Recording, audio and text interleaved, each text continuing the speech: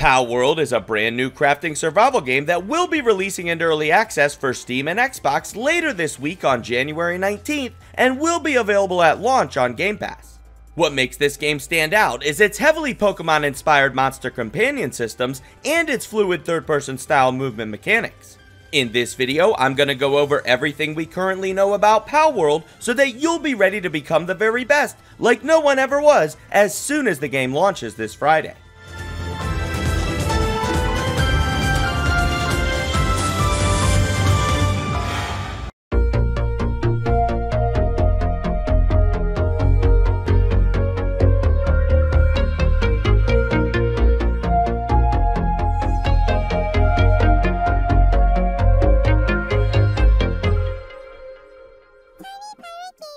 Don't forget to like and subscribe.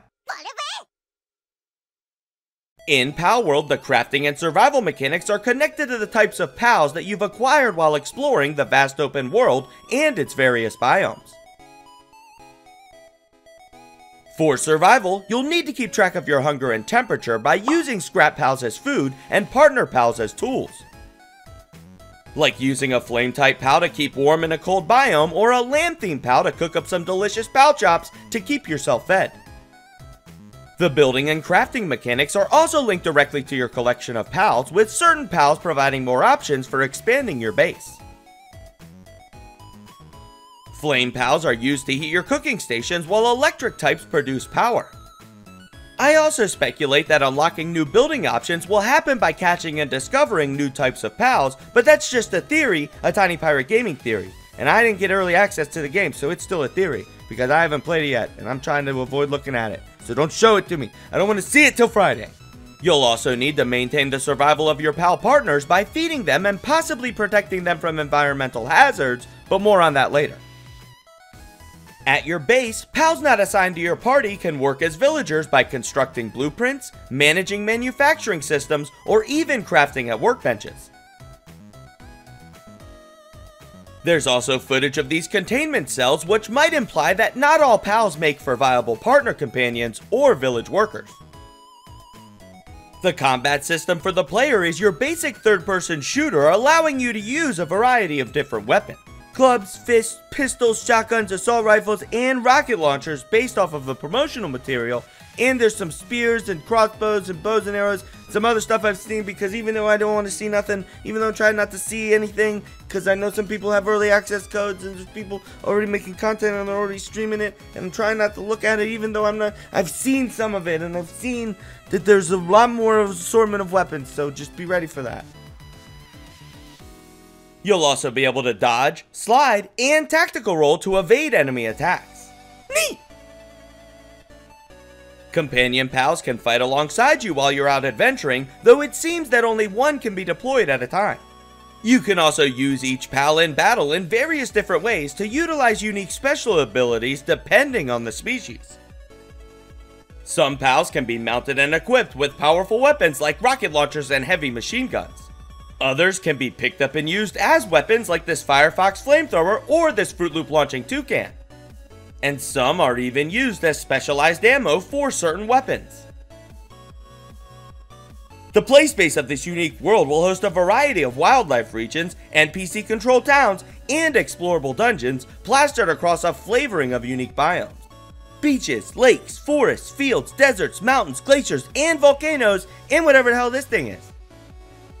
There's also a weather system featured in the promotional material that implies to me that pals will be affected by this weather as much as the player.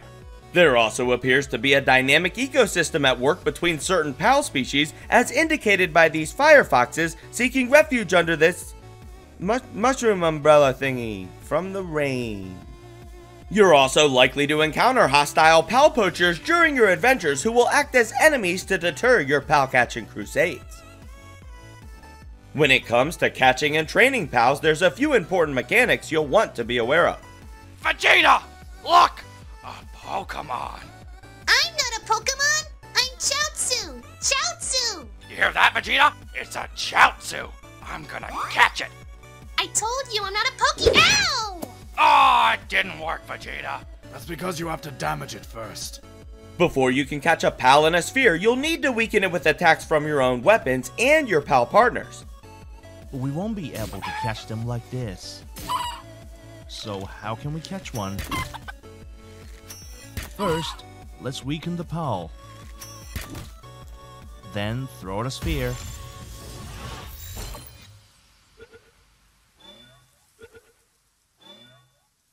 Good job. Just make sure that you pull your PAL partners back before they defeat the PALs that you're trying to capture.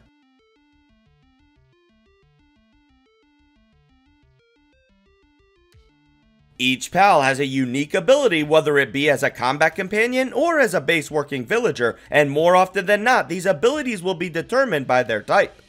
PALs gain experience and level up from combat, and the wild PALs that you catch are each unique in their level growth, similar to Pokemon's nature system, meaning that not all PALs are equal when it comes to their usefulness as combat companions or village workers. You can also encounter lucky PALs which have a glowing aura and are said to have very good stats.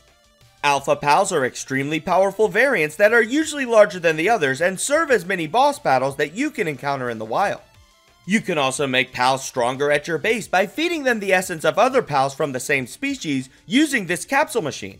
PALs can be taught new skills using skill fruits that can be found around the world and possibly grown at your base using the game's farming mechanics, but that's just a theory, a Tiny Pirate Gaming theory.